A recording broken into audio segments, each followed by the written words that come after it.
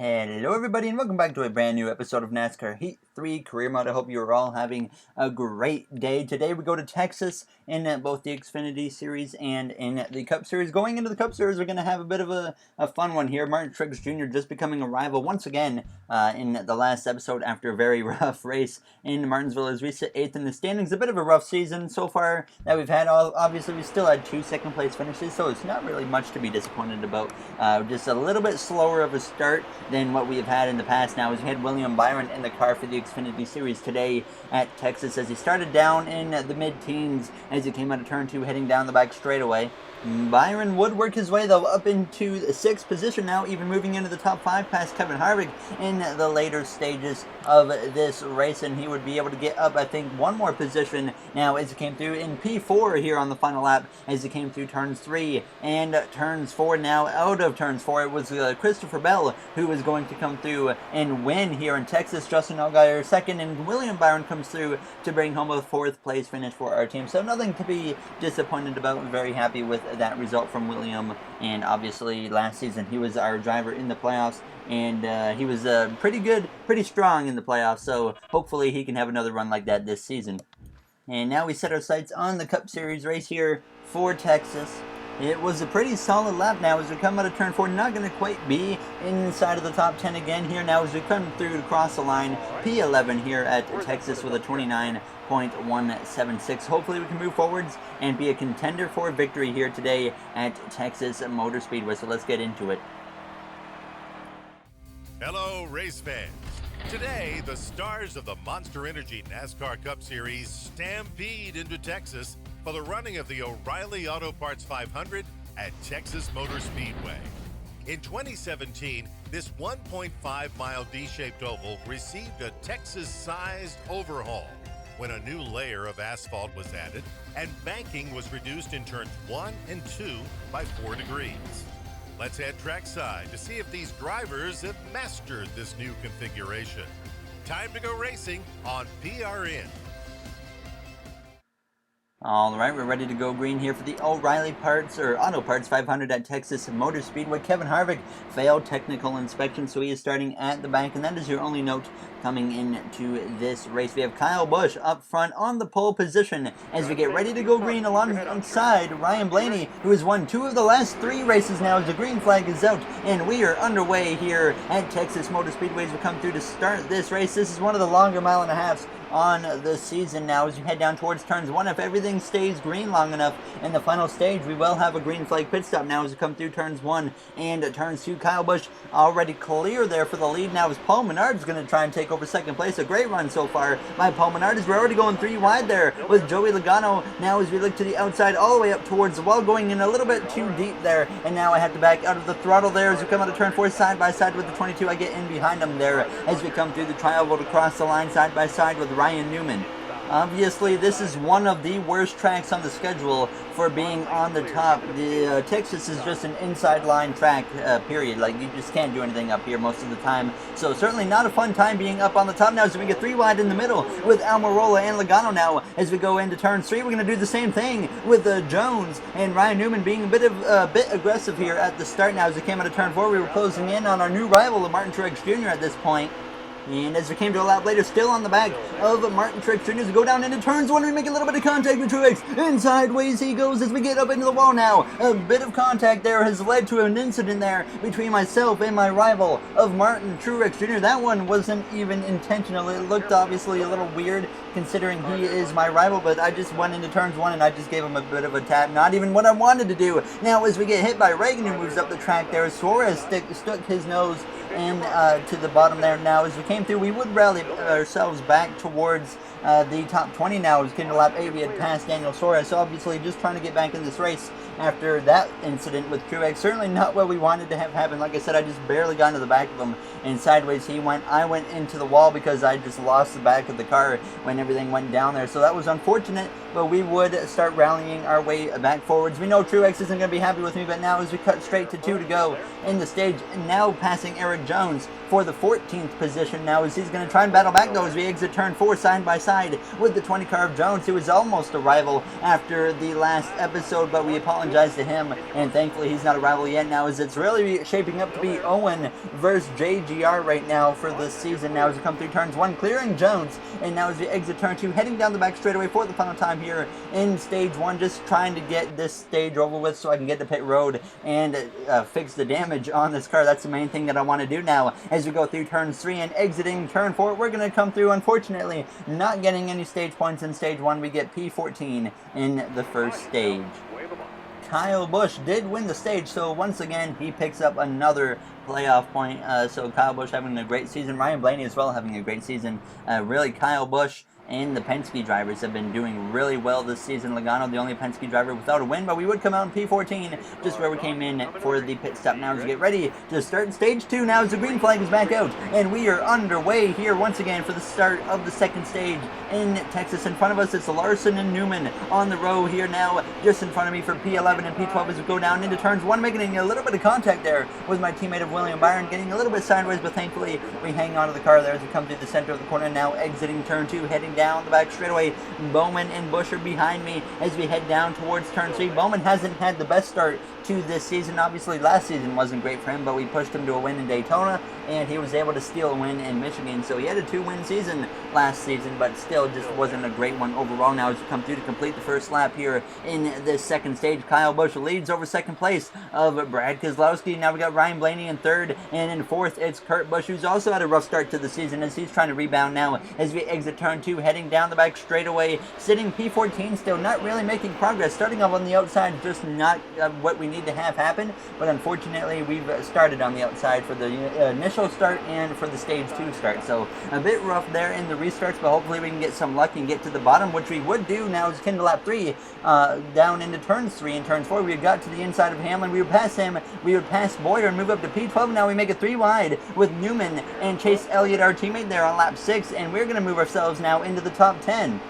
And we build up a pretty big run on the exit of turn 2, heading down the back straightaway. We're going to look to the inside to the 24 of William Byron, and now we make a pass on Byron for P9, and we would get to the back of Martin Truex Jr., and we would actually just drive right on past, I think it was Almirola and Larson, but we would get stuck behind Truex at this point in the 7th position, as I couldn't really find a way to pass him cleanly, because I know if I look to the inside of Truex, he's going to try and wreck me onto the apron, so it's not going to work out. So I just kind of stayed in behind him, trying to make a pass here and there, but then I would just fade back in behind him as he went down into turn 3 there. So just not really able to do anything at this stage with Truex. So now as we come through with just the final lap of the second stage, we had actually run down the cars up ahead of Kurt Busch as we come through turns 1 and turns 2 for the final time here in stage 2. Just really hoping that nothing goes wrong here. I was just kind of okay with just staying in P7 because that gives me an inside line start for the third and final stage. Now as we go through turns 3 and turns 4 for the final time here in stage 2. Kurt Busch in that 5th position, Truex 6th, and myself in 7th as we're going to come through to cross the line here to finish stage 2. So a solid result in stage 2. I definitely think we have a car that's better than P7, so I was pretty confident that we can at least maybe get ourselves into the top 5. Kyle Busch did not win the second stage. Brad Keselowski was able to do that, but we would pit for 2 cans of fuel and 4 tires and come out in P7 behind Kurt Busch and Martin Truex Jr., which this could shape up to be an interesting restart to start this third stage, because the outside doesn't get going very well now as the third stage is underway here in Texas, already looking to the inside of Truex. So I immediately knew this is about to get a little bit ugly now as we go down towards turns 1. And sure enough, you can see Truex already starting to move over now as he's going to try and push me down to the apron as we go through turns 1 and turns 2. I had to have the wheel completely turned towards the right just to make sure I didn't get crashed by him as we bang doors down the straightaway. Certainly not getting along with the 19 driver of Martin Truex Jr. banging doors through the turns of turns 3 and turns 4. Keselowski continues to lead now as we exit turn 4, heading down the straightaway, coming through to complete the first lap here in the final stage as we continue to hit down the straightaway as we go down into turns 1. Truex, he gets a little bit sideways there, and now he's going to try and hit me again as we come through turns 1 and turns 2. We run him up the track a little bit there, but thankfully we hang on to the car now as we head down the straightaway again, giving him the room that he needs. But now we're going to give him a little bit of a side draft as we go down into turns 3, but this time we have the momentum to clear TRUEX, and we get away from that guy now for the moment, as he surprisingly wouldn't actually quite be able to get to my bumper now. And as we came out of turn 2 here now on lap 50, looking to the inside of Kurt Busch as he went down the back straightaway into turn 3. So a little bit of drama here late in this race. Thankfully, we get out of it with no issues now as you come through on lap 54, 31 to go. We would end up getting a caution here, but I was thinking maybe of making a pit stop. I saw the guys up front weren't pitting, but I decided to stay out because when I went to make the pit stop, we still didn't have enough fuel to make it. So we stay out. Now the green flag is back out here with 28 laps to go at Texas. Keselowski leads as we're pushing Blaney down towards turns 1. I see TRUEX there behind Kyle Busch, so I already know that there's another opportunity here for TRUEX to get to my side. And sure enough, now as we come into turn 2, TRUEX looking to the inside down the back straightaway, but we have the momentum. I'm going to risk it and get down in front of him because the inside is so important now as we come through turns 3 and turns 4, closing in on the back of Kyle Busch. TRUEX certainly close, but he wouldn't actually do anything to me, surprisingly, as Kyle Busch, he would actually get past Ryan Blaney, and now on lap 59, I would look to the inside of Ryan Blaney as well, trying to take over that third position now as Kyle Busch also looks to the inside of Brad Keselowski as we head down the back straightaway. Kyle Busch trying to get 3 wins already on the season now as we go down into turn 3, and we would clear Blaney, and as we came into turns 1 on lap 60, Busch made the move to pass Brad Keselowski, and now I would come through to take over P2 from Brad Keselowski, so we would start to settle in now behind Kyle Busch here in the second position. The only problem was I was starting to feel the tires go away, and as we came to lap 69, you see Busch starting to pull away, and unfortunately, like I said, the tires were just drifting away from me. And as we went down into turns 1, now Joey Logano looks to my inside as we come through the center of the corner, getting a little bit sideways there. Now as we exit turn 2, making the save as we go down the back straightaway, and now Keselowski would come through to clear me, and we would fall in line behind him, but unfortunately the tires just continued to fall off as they would just drive away from me. Now you see how I was close to them here, but Blaney, he would get past me, and they would completely drive away. And as we came now to lap 78, you see just how far they were ahead of me, of course. And it was time, though, to make a green flag pit stop because we had no fuel left in the car at this point. We would not make it another lap around. So we're going to be aggressive, though, on our entrance, trying to get up to the back of these guys because we're going to take no tires. And we get to the back of Kyle Busch. They're making a little bit of contact, but we get grouped back up with these guys. So we made up a lot of time without speeding. And we would, like I said, come through for no tires and just half a can of fuel, which would just barely get us to the finish of this race. So only 3 seconds of fuel in the car now as we exit just in front of Kyle Busch, I believe. So now in a position to just hold on for a top 10 potentially. But I forgot to mention that some back runners are staying out as they pitted under the last deal, and they might have a chance to stay all the way or stay out until the end of this race. And as we came through now, approaching lap 80, still P16 there with 5 to go, but we would end up getting a caution now with 5 laps to go. And I knew right here we were in big trouble because you see the tires on your screen. The right front was at 37%. Now as we have NASCAR overtime with Cody Ware leading this race, and I knew, like I said, I was in trouble because the tires are so destroyed that we're probably not even going to finish in the top 20, but being on the inside it at least gives me a slim chance now as we go down towards turns 1. Cody Ware leading the way. He won last season in Talladega, and now he looks for career win number 2 now as we exit turn 2, heading down the back straightaway, side by side with Ryan Blaney on the back bumper. Bubba Wallace, we're going to make a 3 wide with him, and the 22 of Joey Logano now as we push up the track due to the tires being destroyed. Hamlin's going to make a 4 wide as we come out of turn 4 now, and Haley Deegan backs out of the 4 wide, so it's just 3 wide, but thankfully we keep it clean and somehow don't crash there as we start the final lap, P15 at the moment now as we go into turns 1. Harvick hits me in the left rear though as we go through turns 1 and turns 2, and that shoots me up towards the wall. We keep it out of the wall, but that completely destroys our positions now as we come out of turn 2 down the back straightaway for the final time, side by side with Haley Deegan and Paul Menard now as we go down into turns 3 and turns 4 for the final time. Cody Ware is going to come out of turn 4, and Cody Ware is going to get the win number 1 on the season, second career win in our career mode as we come through to cross the line in a disappointing 23rd place. Certainly could have finished better, obviously, but just the green flag pit stop, then the caution coming with our destroyed tires for a restart at the end completely killed our chances of having a good finish here in Texas. So another solid race for us that had a rough finish, and that's happened a couple times so far. Obviously, ISM Raceway was a solid race for us, and we had a poor finish there. So 9th in the points right now.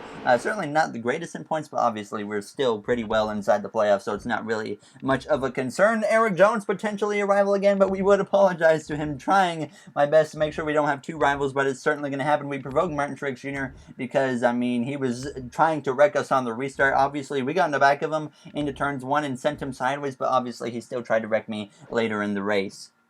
So certainly not getting along with Martin Truex Jr. Things got ugly there in that final stage with him, but hopefully we can go to Bristol. That's actually going to be an interesting one. Short tracks with a rival at Bristol. I don't know how that's going to go, but as always, if you guys enjoyed this episode, make sure to comment, like, and subscribe. Those would all be very appreciated. Cody Ware with the win. Still not inside the playoffs, as I think he is 31st in the points, as Jamie McMurray is currently the last car inside of the playoffs. We're over 60 points or so to the good right now. But like I said, that'll do it for this episode, everybody. And I will see you guys in the next one. Thank you for watching, and have yourselves a great day.